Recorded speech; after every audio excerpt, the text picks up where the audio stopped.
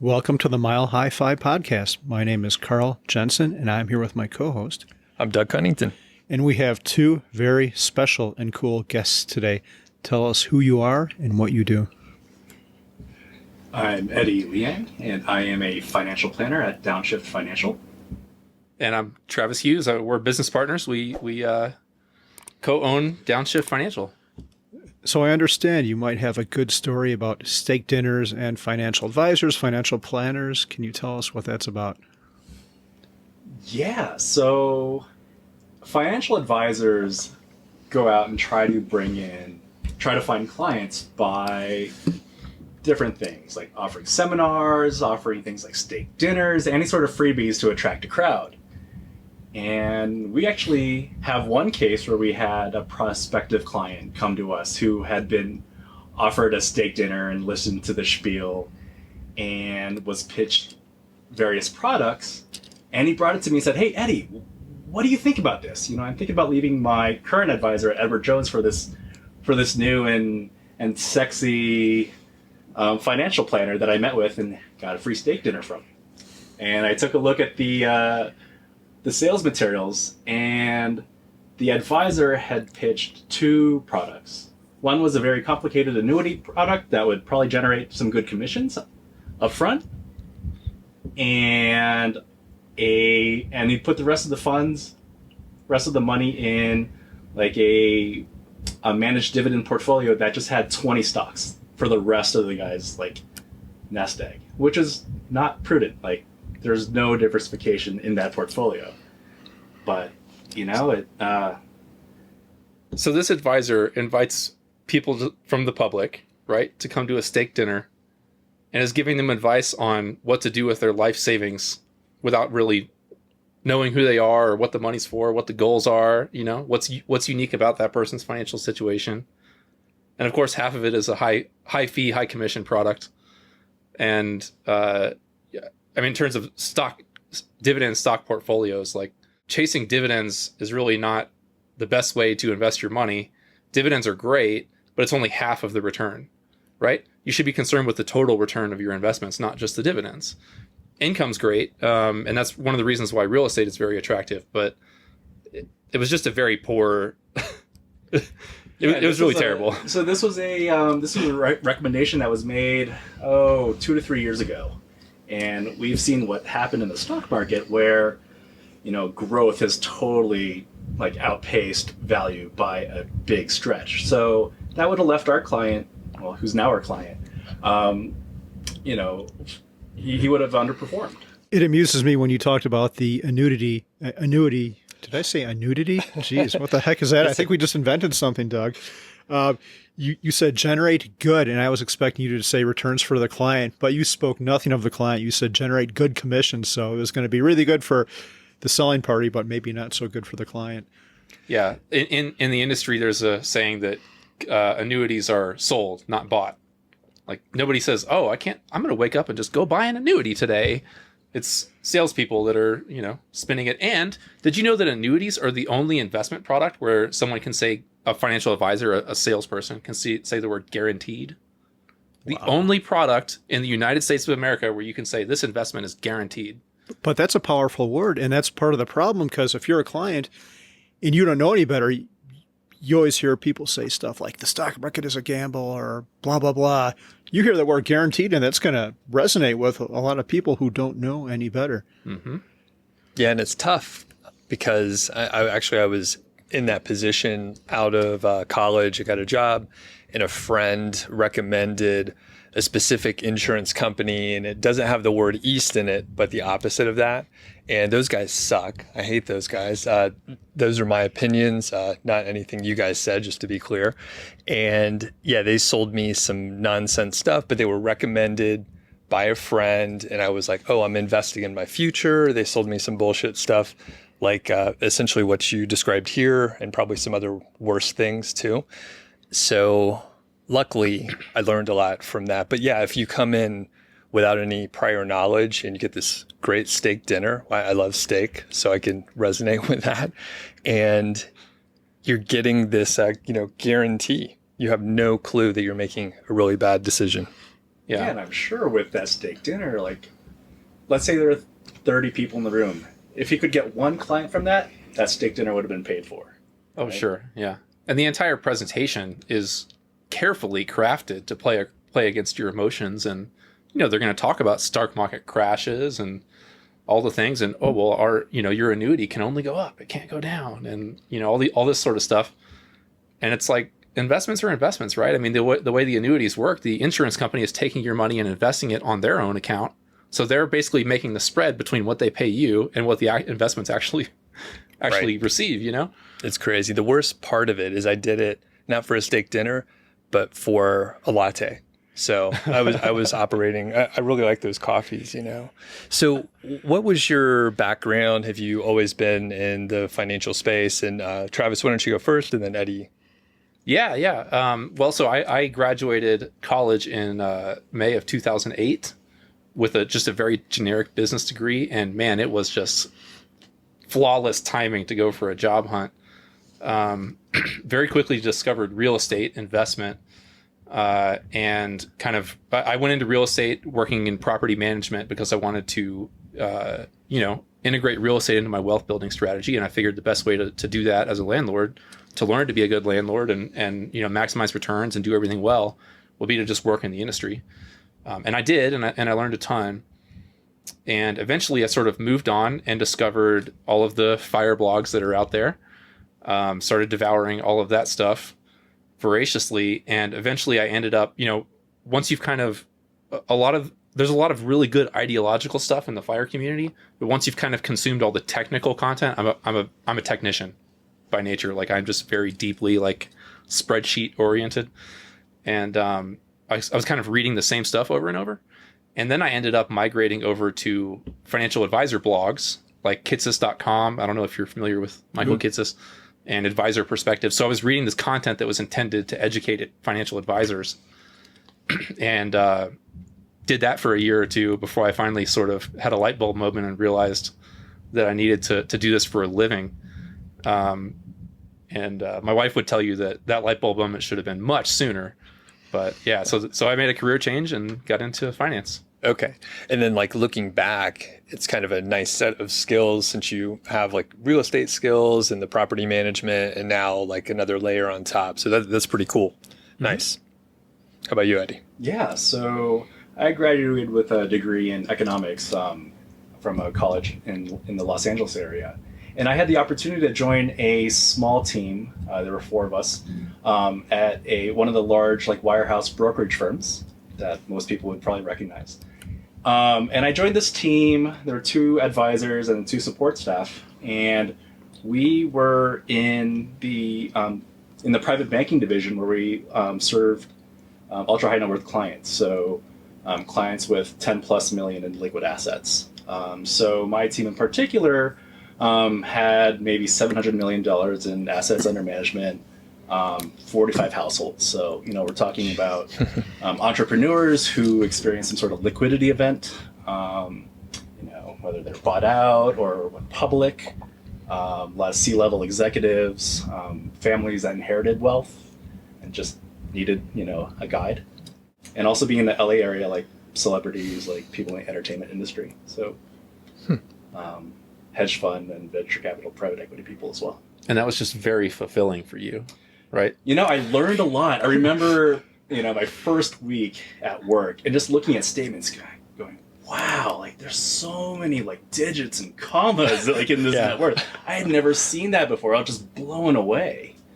And to be able just to work in that environment, in that office, was a flagship office for the high net worth division of this firm. And I mean, these other teams were serving billionaires too. It's just crazy exposure that I would have never expected. Sure.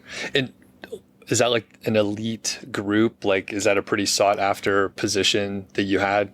I'd say so. I don't want to sound, elitist or anything, but it was a group that just focused on having a very small client base, but just giving them white glove service. So that's why there was that very high minimum. Gotcha. Okay. Did people or their servants have your direct phone number? So if the stock market dropped 25%, was your phone ringing off the hook? Or Luckily, not mine. It was the advisors' phones that were probably ringing, not mine. I was just, a new grad, didn't know much back then. He did a lot of the actual work, and then there were other team members that were the rainmakers and relationship managers.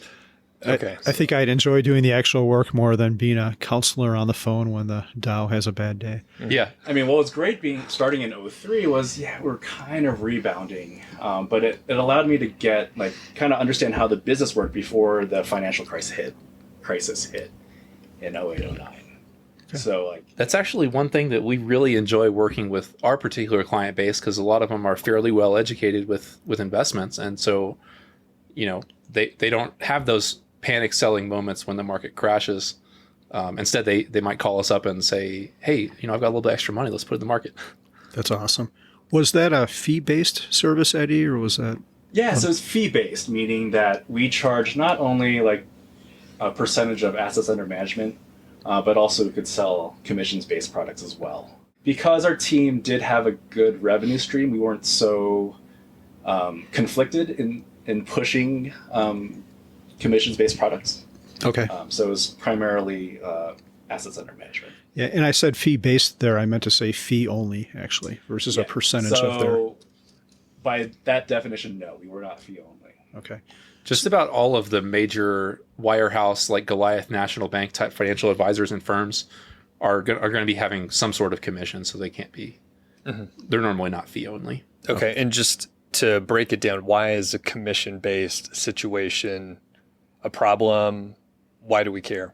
Yeah. Well, I mean, I think any economist will tell you that incentives matter, right? I've met a lot of fee-based advisors, meaning fee plus commission advisors, that do a good job for their clients and are true fiduciaries. But in the aggregate, across thousands and thousands of advisors and millions of clients, fee-based advisors, or really any advisor that accepts commissions, is going to skew toward whatever product gives them higher commissions, like annuities, for example. And there's also pressure for the advisor to generate revenues, because these firms also have shareholders, most likely, that they need to deliver good financial results to boost the stock price and such. Yeah, so the incentives are not aligned with where they should be, which is what the best needs of the client, or the incentives aren't aligned with the client. They're aligned. Exactly. They're aligned with the with the advisor and whomever the advisor has to answer to. Yep. Mm-hmm. Yeah, and there's a lot of the problem too is that it's just very opaque. It's nearly impossible for a consumer or a client to really understand, which products are generating commissions and what dollar amounts and things like that. Annuities are a very easy target because it's pretty obvious every annuity has a commission linked to it. But even, actively managed mutual funds have commissions. Some of them have what's called a front end load, where you pay, 3%, 5% up front. That commission is mostly going to the financial advisor. Some of them have embedded fees called 12B1 fees, which is an ongoing fee that generates a commission for the advisor that sold them. It's legally considered a marketing and distribution fee, I think is what it's called.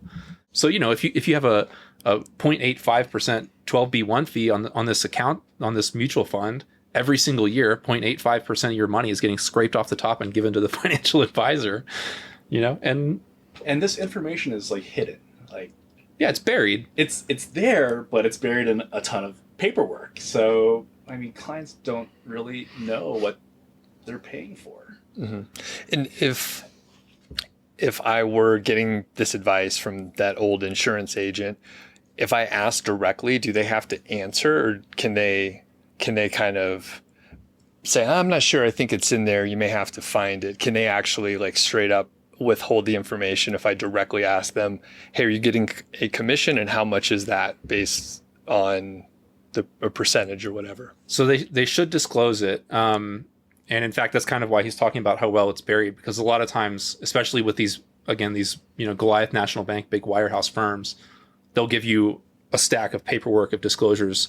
And I mean, it's hopeless for anybody to really read through it and understand it. And I'm sure part of the training to become an advisor also involves kind of deflecting that answer. Right. Yeah. Yeah. Do your listeners and viewers understand the difference between fee only and fee based? Should we? Let's talk about it. So, I mean, obviously, we're spending a lot of time talking about commissions here.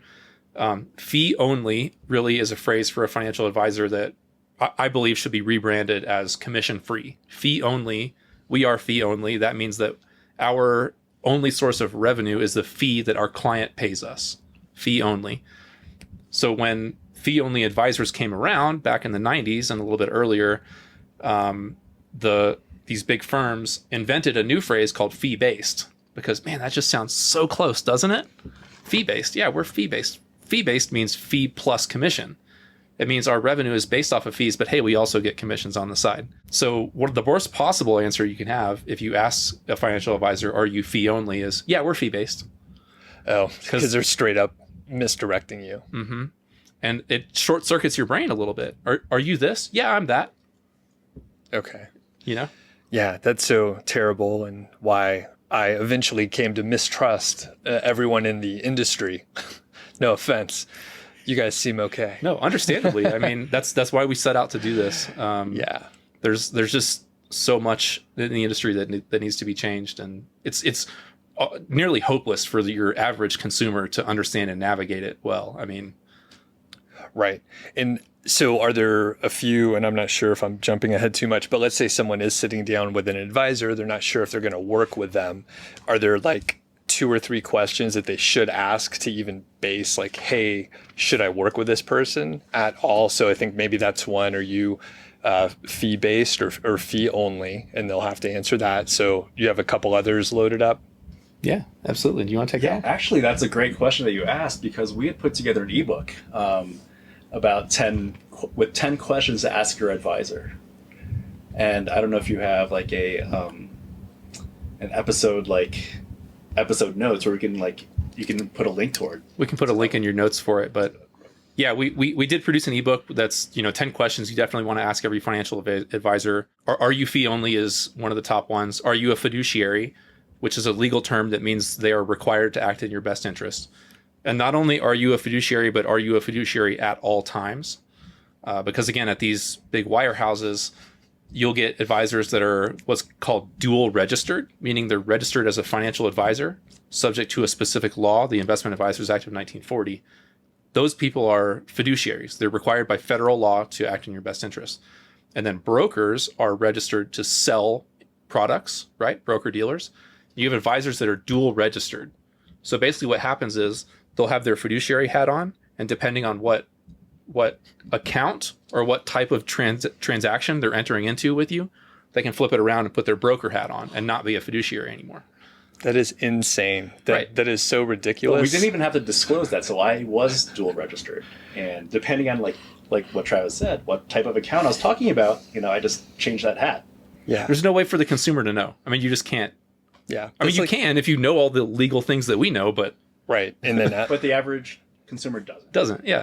it's like being married and single, depending on what you're doing and where you're at. I think some people are like that, Doug. If you're in Denver, you're married. If you're in Vegas, Yeah. That is okay. Keep going. Any other like top hitters, and we'll put the link so people can see all 10. But any other couple? How are you compensated? Like going back to the conflicts of interest, like commission-based products may get pushed harder than others. yeah, what's your compensation? Does you or your firm engage in any sort of like sales contests or award programs? That used to be really popular a few decades ago. It's fallen out of favor now. Even a lot of these big firms are not doing it anymore, but some of them still are. And it's not even, sometimes it's cash awards, but sometimes it'll be something a lot more like lucrative and tangible and sexy, like all expenses paid vacations and stuff. Hey, if you sell enough products, we'll send you to Hawaii, all expenses paid, things like that. This is crazy. I think if you're listening to this and in the market for an advisor, you need to get this book. I knew about a lot of this stuff before this conversation today, but this is it's disgusting and disturbing. Those people sound kind of like just a fancy used car salesman.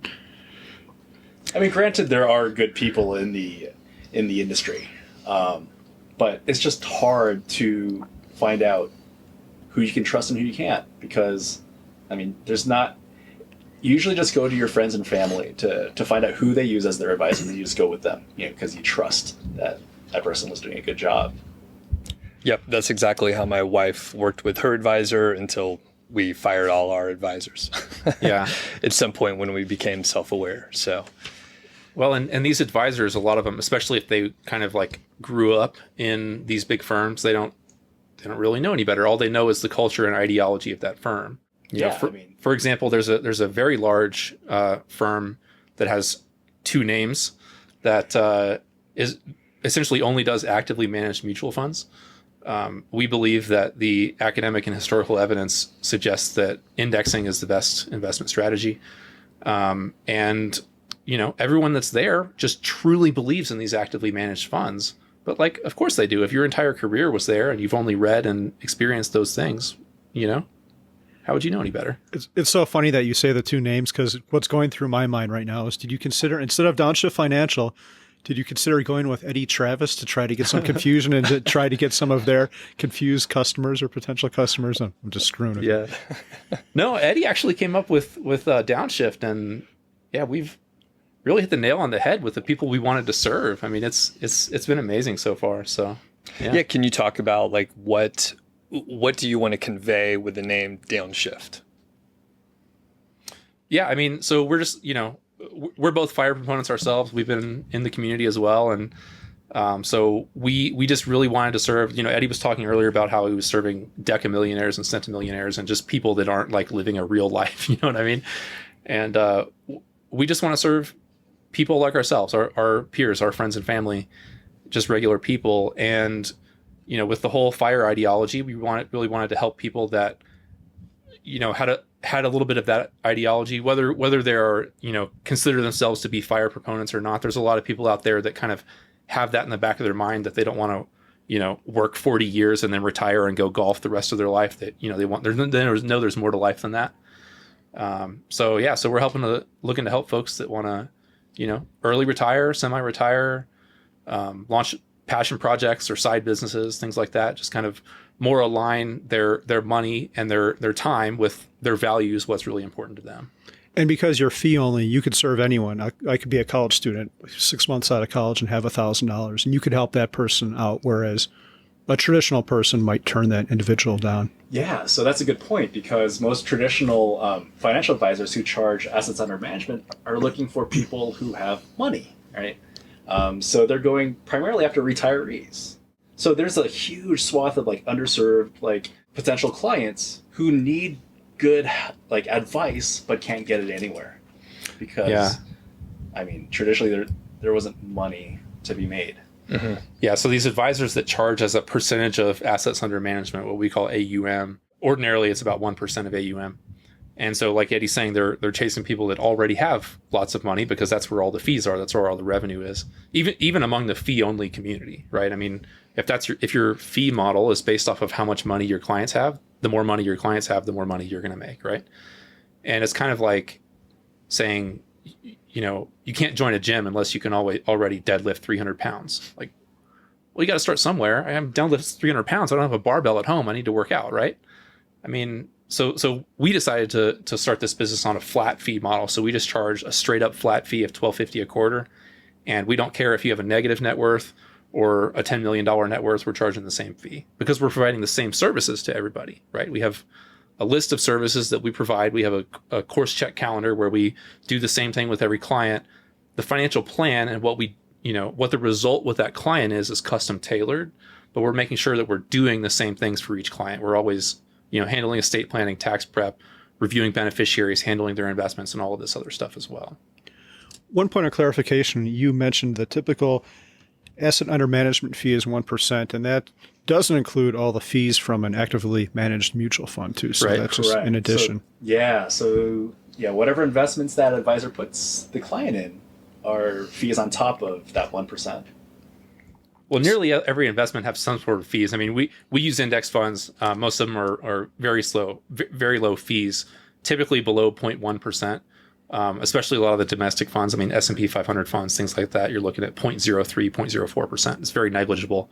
But yes, that's a good point, because we had someone recently that came to us to get a free assessment, And we were looking over their statements and everything. And we were able to show them that, this other advisor that they were working with, when you took the 1% fee and then you added on the nearly 1% of underlying fees in the investments that they had put them in, they were already paying a fee to this other person and the mutual funds equivalent to what they would have been paying us. And they were getting essentially nothing in return. Basically, this person would just put their money in funds and then call them once a year and ask if they had any more money to invest. Oh, man. Oh, that's terrible. I mean, it's great for the advisor to be on that assets under management fee schedule because it's scalable, because the market traditionally continues to climb, right? So if you charge 1% on a growing asset base, your revenues should go up every year without doing more work. Sickening. It's Or if crazy. you're serving like a $1 million client versus a $5 million client, the $5 million client is paying 5 times as much, but probably isn't getting 5 times the amount of service that the $1 million client is.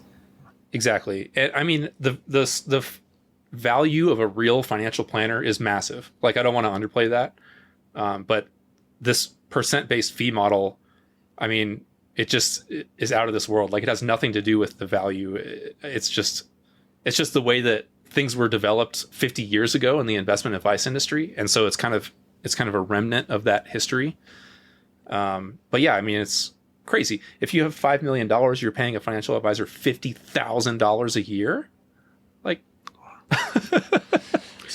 Yeah, pretty simple stuff. Well, let's get into some of that. So you're kind of not targeting, but your market would be sort of the FI community or people with those kind of ideals. And I'm in that space. I feel like I kind of have a handle on, what I'm doing so far. And I've gotten rid of advisors in the past. So how does that change how you approach the practice and what you do in general? yeah, I think the biggest thing for us is it's kind of like trying to sell a ticket to Disneyland to someone that's never heard of a theme park. If you've never had real financial planning done, it's hard to really describe it. It's not, investments are a very small sliver of it. But what we're looking to do is align, again, your values and your time with your money. And there's a lot of things so for example, I have a very close friend that I was catching up with over beers just before the pandemic struck. And we were talking about his passion for Feeding America is a nonprofit that addresses food insecurity. And he went through a period of severe food insecurity in his early 20s. And so he's like very passionate about this nonprofit. And I said, hey, how would your life be different if this person is single, not married, no dependents, no debt, right? On paper, he has no use for life insurance. Like, there's no reason to have it. I said, hey, how would your life be different if you were required to spend $500 a year more than you are now?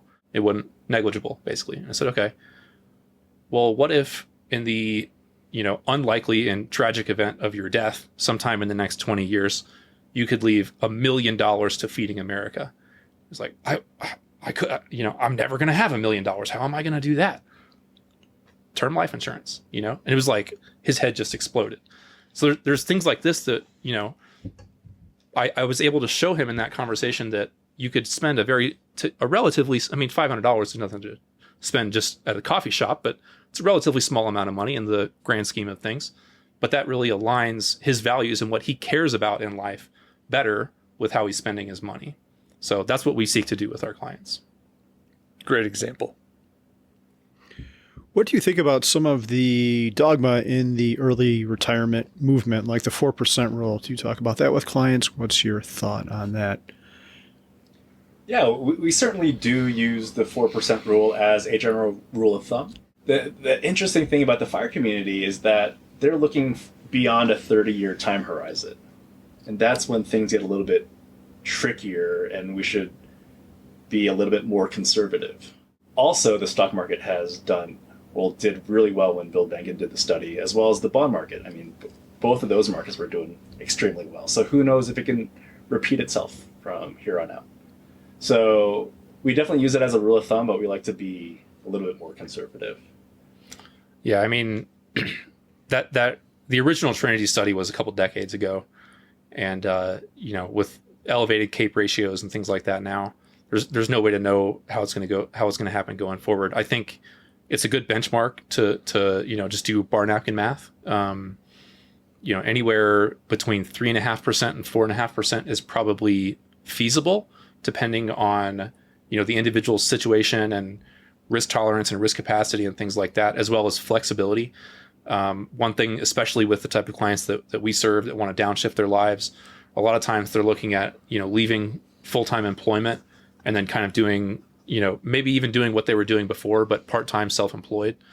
And even just having a little bit of income like that, I mean, $20,000, $30,000 of income working 10, 15 hours a week goes a long way if you're trying to stretch your retirement assets across, 4, 5, 6 decades of time. So, yeah, your job is very different than what a traditional advisor would have to deal with, because I imagine with a traditional person, the people tend to be older and more conventional. I'm going to retire at 65, and when I retire, I'll be able to get Social Security, where you're going to have a diverse group of people with a whole very diverse group of circumstances that must be challenging, right? Everyone's going to be a little bit different, not much less homogeneous than they would be with a traditional advisor.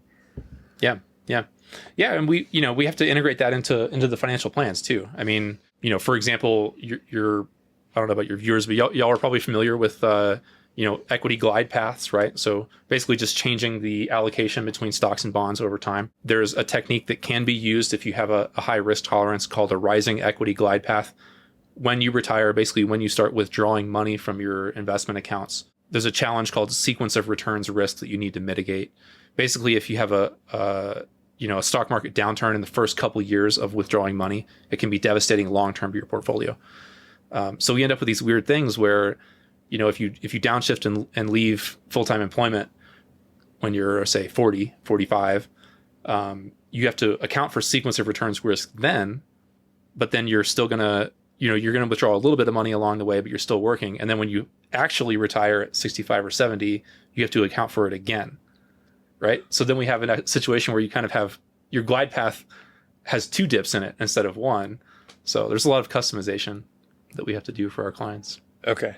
And what would you do in those cases? I guess, do you allocate a little bit more to bond? Actually, I won't fill it in because I'll make a fool of myself. So what might you do in that case, or how do you mitigate it? Yeah, I mean, it just depends on the client's situation. Again, each client is different. I mean, you can't, a rising equity glide path is not right for everyone. It's only right for some people. And even then, to what extent, right? For example, if you start at 50-50 stocks and bonds, and you were going to apply a rising equity glide path, are you going to rise up to 80-20 or 100% stocks again? How far do you rise up and over what amount of time, right? So all that sort of stuff just has to be customized. The goal is just to make sure that obviously the client's financial goals are being met, and then how we get there just has to kind of meet that individual person, be custom tailored to that person. But there's all types of different tools that are in your toolbox, so to speak. Got it. And I guess, thinking potentially 30 years in the future, you're going to have to reassess that our plans now are going to be a nice plan for now, but things change so much. Oh yeah. I mean, the plan that we come up with today is going to be obsolete tomorrow. Things change, market dynamics shift, goals shift. So this financial plan that we create, births and deaths in the family. Yeah. It kind of is flexible too. The only thing we know for sure when we finish a capital T, capital P plan, the financial plan, is that it's wrong, right? It's our best guess, but we're trying to make guesses over 3, 4, 5 decades. I mean, you just can't, we're making hundreds of assumptions in these plans. We're just trying to get as close as we can and then adjust along the way. It's a little bit like, sort of like if you look at a Monte Carlo analysis, if y'all are familiar with that, when there's a hurricane and the National Weather Center puts out these cones of probability, that's what we're doing, basically. We're saying you want to go here, and we have this cone of probability, and the further forward in time you go, the wider the cone gets, but this is generally the direction. Let's take a step in this direction, and then we'll reassess. Cool. Eddie, what do you like about being an advisor? So what I love about being an advisor, especially with the FIRE community, is the impact that I can make. So before, when I was working with Deca Millionaires, the recommendation that we made barely influenced their lifestyles. We were thinking about generational planning, planning for their grandkids, Whereas with this community that we work with, we can certainly help them by making changes here and there to maybe achieve like retirement from a full-time job, like 5 months or 5 years ahead of schedule, like, which is really huge, or allow parents to spend more time with their kids. So making big lifestyle changes through their finances is really is what I enjoy most. And how did you discover the FIRE community? How long ago was it, and what got you into it? Yeah, so I think I came across first the Bogleheads group. I don't know if you guys are aware of the devotees of the words and wisdom of Jack Bogle, the founder of Vanguard. I probably did some investment research and ended up on Bogleheads, and from there, I think there was a mention about MMM, so I checked out his website, and I was like, oh my gosh, I know I've been saving. I've been a diligent saver, but I didn't know what it was for. Like, I thought that I was going to work to 65, do the traditional retirement, and play golf. But then I found MMM, and I was like, wow, I might be able to, shift my career to do something different that I'm more passionate about. And and that's how I discovered FI, and how I realized that I wanted to help other people kind of make sense of what money is and the freedom and flexibility it can allow. Do you remember how long ago that was? Oh, this is the early 2010, so this is probably like 2011. Okay, pretty early days for Pete. Okay. And I was working long hours, stressful job in Los Angeles. And I was like, gosh, I'm just going to be stuck in this treadmill, because the cost of living is so high. And for me to keep up with the Joneses out there required a pretty penny. Sure. And this was before I had kids too. And I was like, are they expensive? So then we had explored moving out of LA and ended up in Denver, luckily. Travis, how about you? What do you like about being a financial advisor? Yeah, I mean, how do you even put it? Just we help our clients lead extraordinary lives, like literally extraordinary, not ordinary. I feel like a lot of people sort of let life happen to them. Like one thing that I love about Eddie living in Boulder, he just mentioned they were in LA and they looked at where they wanted to go and they actively chose to move out here, right? Whereas a lot of people either live where they were born or where some job took them. They just kind of ended up there. And yeah, I mean, helping folks lead their lives more intentionally. And you wrote a blog post recently about how much time you spend with your family and why do people about this person that was worth over 20 million and why does he still work and stuff like that. That's what we want to do. Tell people do is, what's most important to you? You want to spend time with your family? You want to go hiking on some random Wednesday afternoon? Hey, great. Well, if you're stuck in a cubicle all day, trading time for money, you can't do that as easy.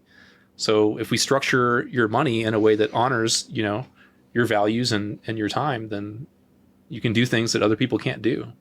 Yeah, I think values is the key word here, because you're not just talking about money, you're really talking about life and how you're going to use money to get to that life you want, which is totally different and a lot more complicated, but a lot more interesting and rewarding at the same time. Yeah. And it's different for everybody. I mean, we both have young families and a lot of folks that come to us have families as well, but it's not, some people it's just about traveling or just straight up freedom. I just want to be able to do what I want when I want. And that's fine too. You want to be able to travel or just escape into the mountains spontaneously on a Tuesday, go for it. We'll help you do it. Yeah. I mean, achieving FI, it allowed me to do something that I'm really passionate about, which is offering financial advice to people who are on the path to independence. So that, I don't need to rely on working with ultra high net worth clients because I don't need to anymore. So I can work with the clients, work with Travis, and do stuff that we love. Amazing. So I think you noted some other things that we should ask you. So we love it when our guests do that. It makes our job much easier, so we don't have to come up with our own questions. So I have a note here for 100% VTSAX. it's very popular in the FIREy community to just go 100% in U.S. total stock market investment.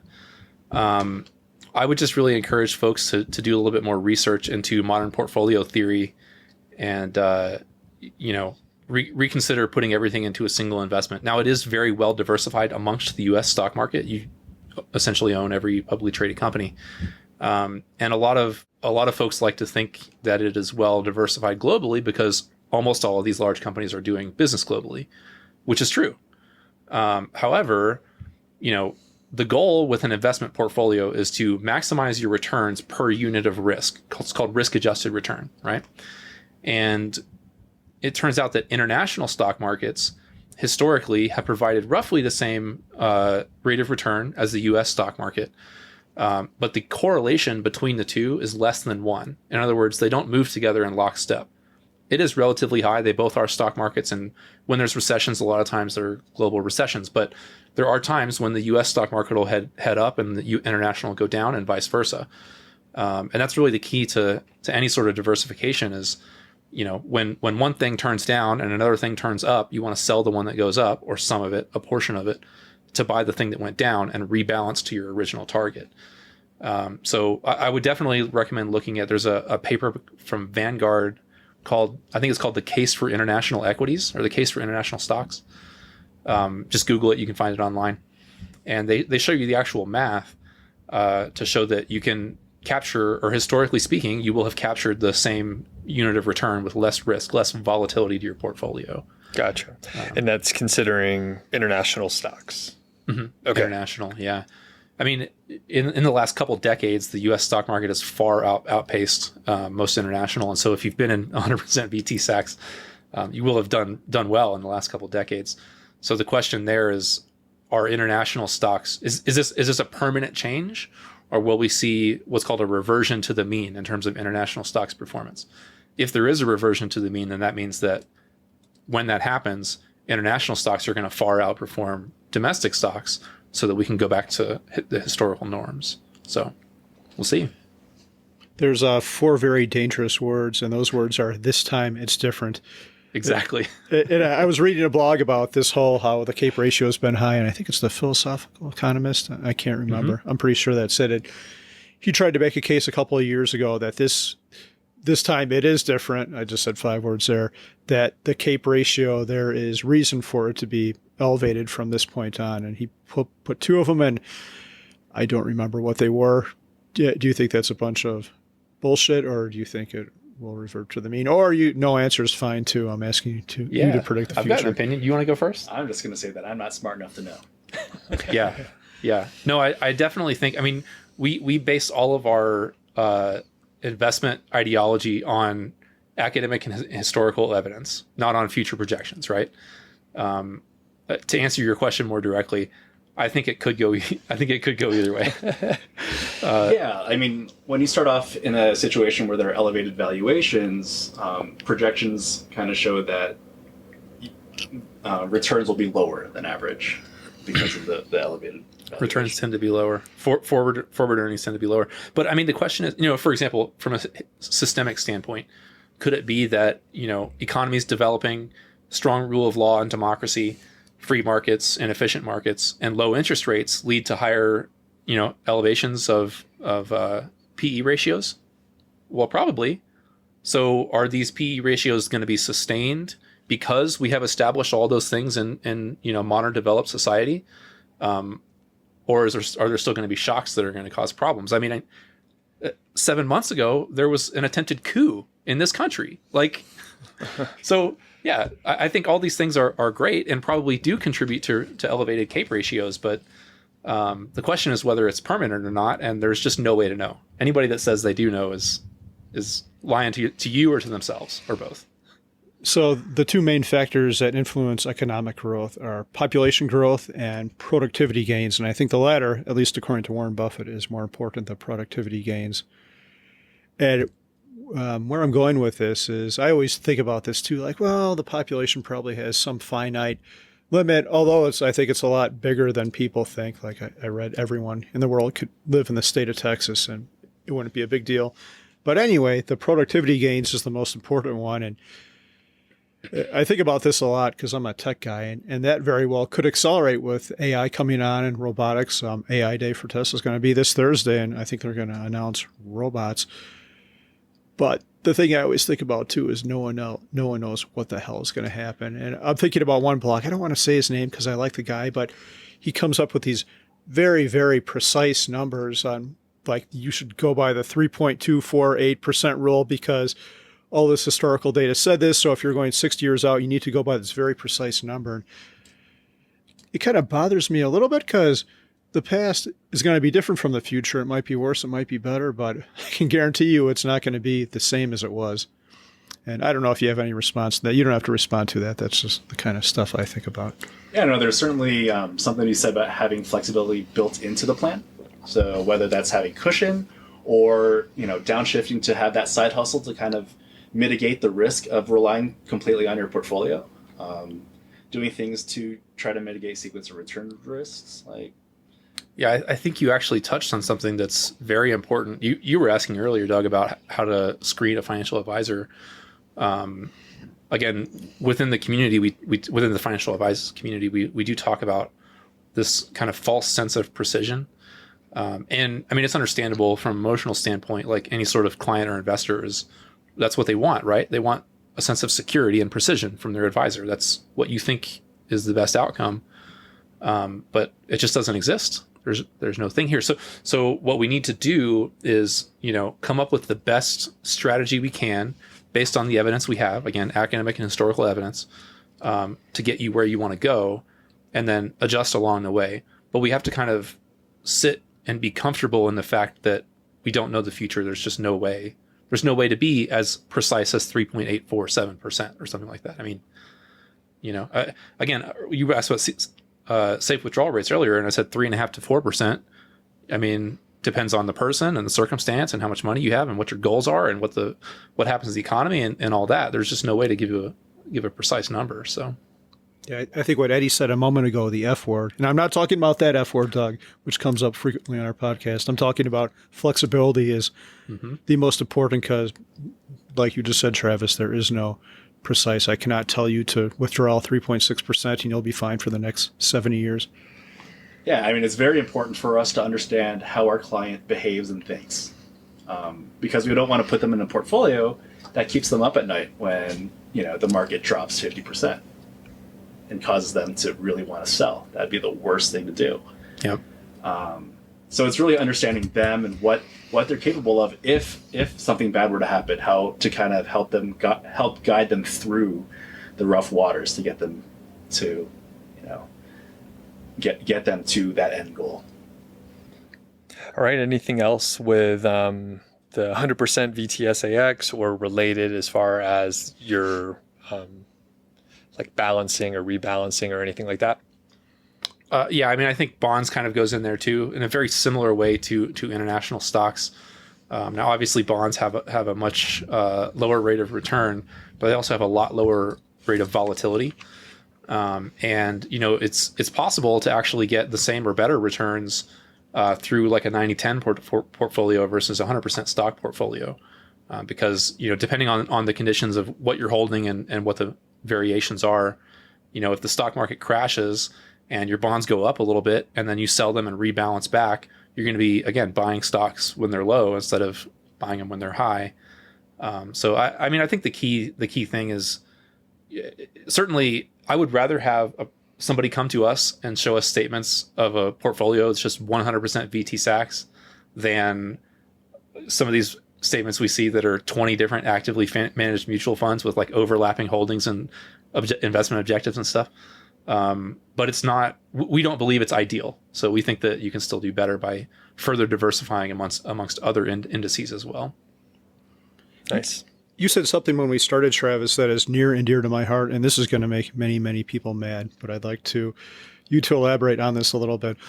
I've never been a big fan of dividend investing, especially for the young, but there is a segment of people in the community, the FI community and otherwise, who just love dividends, and it kind of breaks my heart a little bit to see some young person talking about how they're going to put their whole portfolio in this dividend portfolio, all their holdings in a dividend portfolio. And you kind of hinted that earlier on, and hopefully I'm not putting words in your mouth, that this might not be the best idea. Is that true? And if so, could you elaborate? Yeah, I mean, historically speaking, a diversified portfolio that includes growth is going to outperform, or has, historically speaking, outperformed a dividend-focused portfolio. Dividends, again, are only part of the return. You've also got capital appreciation. And when you're investing, it doesn't make sense to only look at part of the return, right? You want to look at the total return. Also, dividends right now are historically very low. So it's a very challenging thing to do. I think there's a million ways to skin a cat. We don't focus on dividends. Obviously, a lot of the investments that we do put our clients in do provide dividends, but again, we're focused on the total return. I don't have a specific study or white paper to blurt out the title of right now, but anybody that is interested, I would encourage them to reach out to us, and I will find you something to read about it. And it's also important to understand which companies are paying dividends. Typically, it's the older companies that have nothing better to do with their money. They don't have projects in place that can return a high amount. So they're we have nothing. We're going to give it back to our investors. Yeah, they tend to be more mature, older stage companies. So you're going to find like utility companies, right? Not GE. Not like the Teslas. GE is a great example. I think I know a one that a lot of folks like to harp on today is AT&T, because it has a high yield and it's a very well established entrenched business. But we don't even like individual stocks. We don't mess with individual stocks.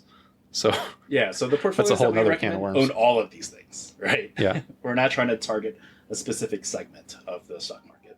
Okay, so that was actually a follow-up question I had for you. You never put a client in an individual stock unless they specifically requested it, and were harped on it. Yeah, and when clients bring us portfolios with existing stocks, we'd love to diversify out, but we also have to consider the tax ramifications for selling out of that position.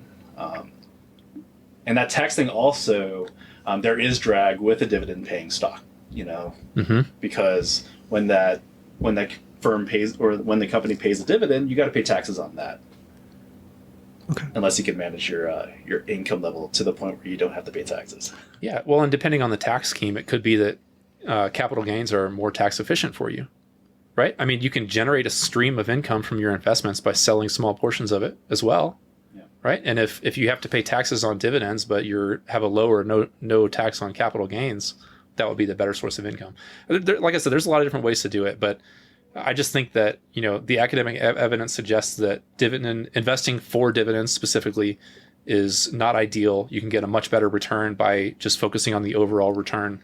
And like Eddie said, a lot of these companies are late stage companies, very well established old companies, and there's just no way to know if they're going to be around. I mean, somebody's going to come knock AT&T off their pedestal eventually, right? Someone's going to knock everyone off their pedestal. Even today's Goliaths like Google, Apple, these companies might be relevant in 2 decades, but disruption is happening faster and faster. I'm sure Nokia and BlackBerry felt pretty good around 2006, and now look where they're at. I've got one other specific question that is applicable to early retirees that I don't think a lot of traditional advisors could help with, and I'm wondering what you think of this. The Bad Scientist has a lot of perfectly legal but kind of obscure strategies for getting money out of retirement accounts. Like I'm 45 and I've got a lot of money, but I can't access my 401k till 55 or 59, depending on the plan. And I don't even remember what they're called, like a 72T or maybe a something ladder. Is this something you could help guide people through? Because they are complex and there's planning that has to be done to get at that money. Yeah. No, it's a perfectly legitimate code for making early withdrawals without penalties. You're still going to have taxes if it's a pre-tax account in that case. And it is complex. I mean, you have to, with 72T, you essentially have to annuitize the portfolio. And then once you turn the faucet on, so to speak, you have to leave it on until certain things are met, certain time parameters are met. But yeah, I mean, it's a perfectly legitimate way to access your money early, and it's another tool in the toolbox for folks that want to retire early. So, yeah. You said it was kind of complicated. So what do you have to do? And it sounded like turning it into annuity, you would get like annual payments or some cyclical situation. Can you go through some of the mechanics? Yeah. If it's not too complicated. Sorry, I'm so bad about using technical phrases. challenging to try to explain this stuff without using technical. So it doesn't mean you have to buy an annuity, to be clear.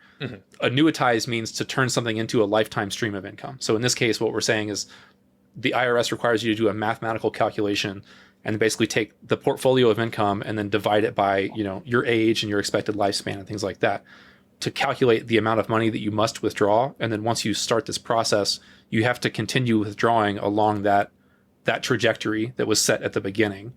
Until you reach a certain age, then you're kind of more free to deal with it. So, I mean, there's a lot of ins and outs of it that have to be done precisely, but it certainly is a good way to access your money if you need that money early. Interesting. Yeah, I had no idea that existed at all. Cool. Yep. Yeah, there are lots of interesting strategies. And I remember the Mad Scientist article, he even mentioned if you're in a high tax bracket, it might be worth still doing your traditional 401k and taking a 10% penalty. You'll still come out numerically ahead. There's a lot of moving parts to all this, and no one knows what taxes are going to be in the future. And that's why the F word comes into account again. Flexibility, not that F word. Tell us about Downshift and what you can do for clients. Yeah, so we provide real financial planning under a fee-only model. And we've created this process called the Shift process that we walk clients through. So it's basically a financial planning process where we're going to, again, align your money with your values, essentially. So it's, we survey and harness your current resources, your income, your investments, all of that stuff. And then we have what we call an Imagine meeting, where we kind of put all of the money aside and discuss what's most important to you, to our clients, to whoever we're talking to.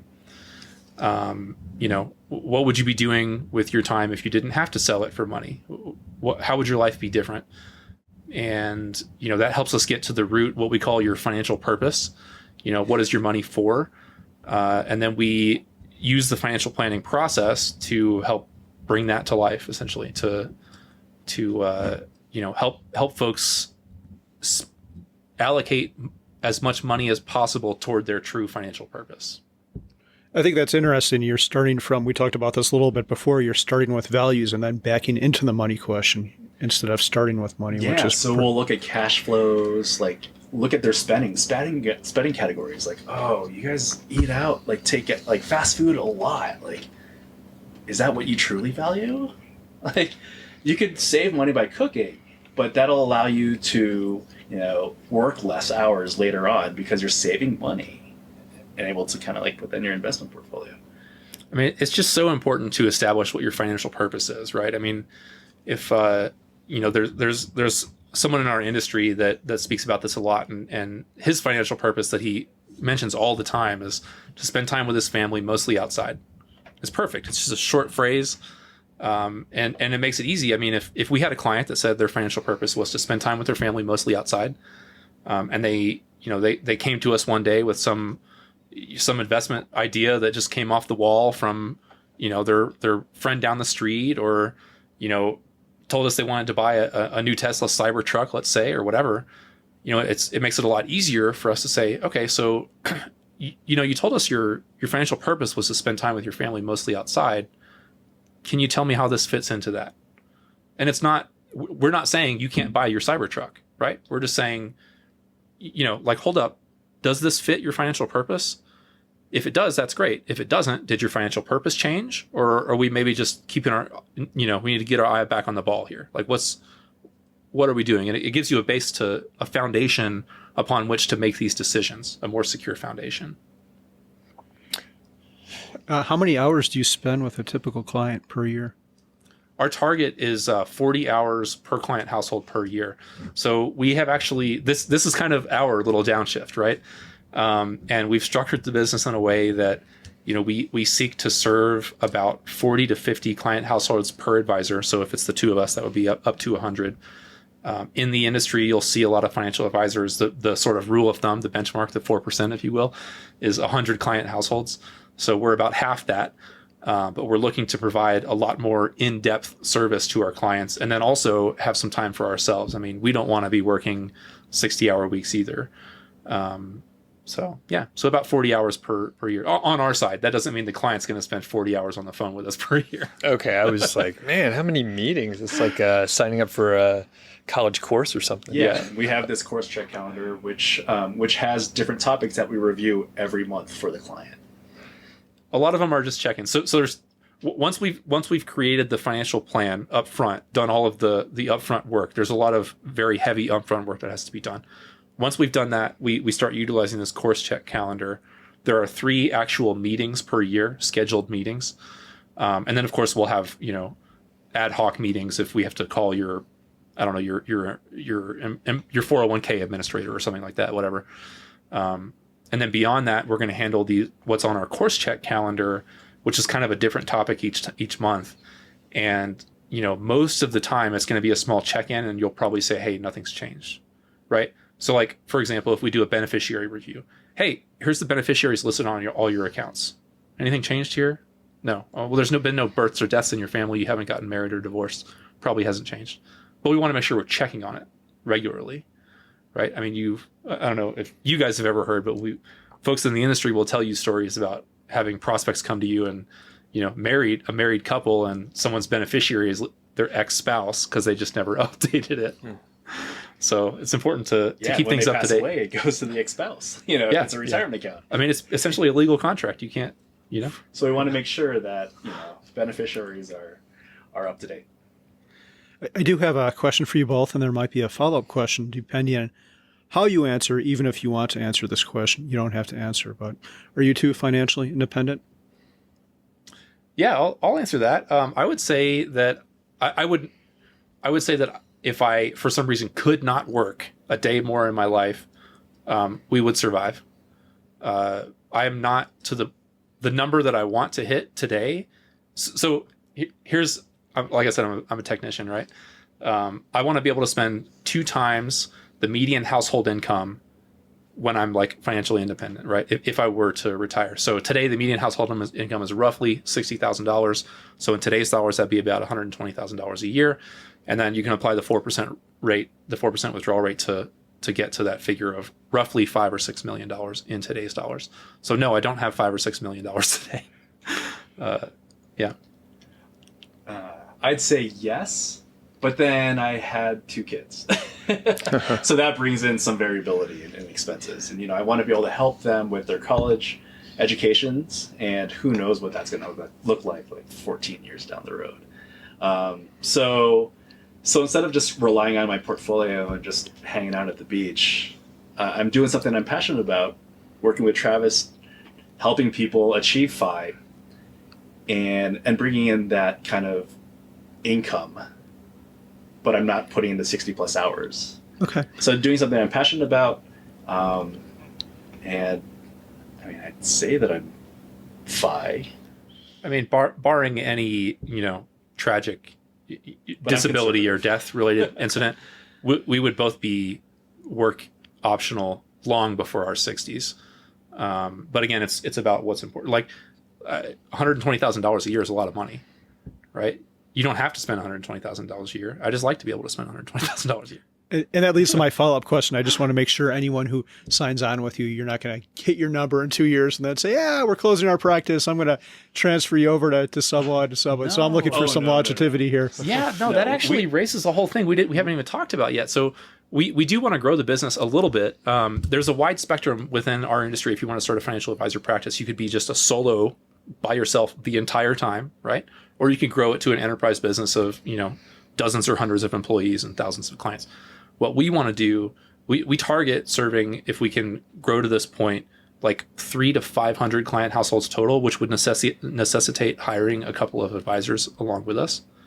And what we want to do is sell equity in the business to these advisors, so that instead of us growing the business and then having one day where we just kind of sell it, we want to kind of slowly sell it in chunks and take steps back and let someone else kind of take our dream and run with it.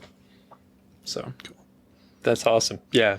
And we set it up that way, where we planned for it that way, so that it would be also in our client's best interest. Like, you don't want to be a client and realize, oh my gosh, my advisor's retiring. Now what am I going to do? So we had the succession plan in place so that, the client will continue to be served by someone who's like-minded, that we trust. So I think this is a really great interview, but I've got one problem with you two. I went to your website the other day, and I know you've had some issues with your tech guy, and I'm a tech guy, so I know where you're coming from. I've been on the other side of that, but we don't want to publish this until your site is up and going, downshiftfinancial.com, so people can actually go to, when are you going to get that tech guy's ass in shape, or when are you going to? I think it'll be up by the end of next week. Oh, okay, perfect. Certainly before September. Okay, perfect. So downshiftfinancial.com, we will put that in the show notes as well. Very good. Thank you. All right. Yeah. Awesome, guys. Thanks Really for having appreciate us. it. Yeah, Thank appreciate you. it. So it's supposed to come this weekend. They say they have it. So Cool. we have the delivery scheduled and everything. And so you don't have your chairs yet? I do not have the chairs. Where did you order your couch from?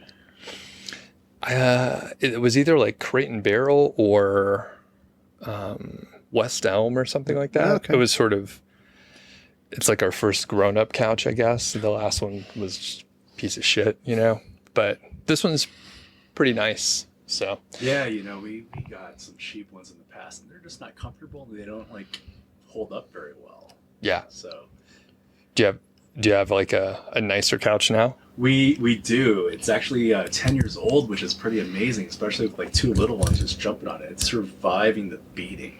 Gotcha. Ooh, where'd you get it from? We actually had it made. So What? yeah, so it was the furniture manufacturer in LA, some small shop that. So you get to they take measurements for the space that we were fitting it into, and we got to choose the fabric and the fill and all that. So we made it a little bit deeper so we could kind of lounge in it, but we used outdoor fabric because it's more durable. Wow. Oh. That's impressive. That must have been really important to your wife because I can't even get you to buy the guac. So, Dude, this was before. This is before I found MMM and FI.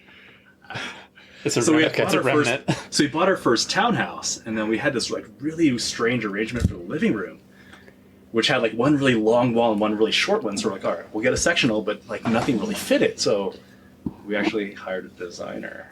Wow. Nice. All these splurges. I was going to say a custom couch. That's Custom couch, but we're still using it, so it's been money well spent. But true. if I were to do that today, I wouldn't do it today, Yeah. knowing what I know. And Yeah.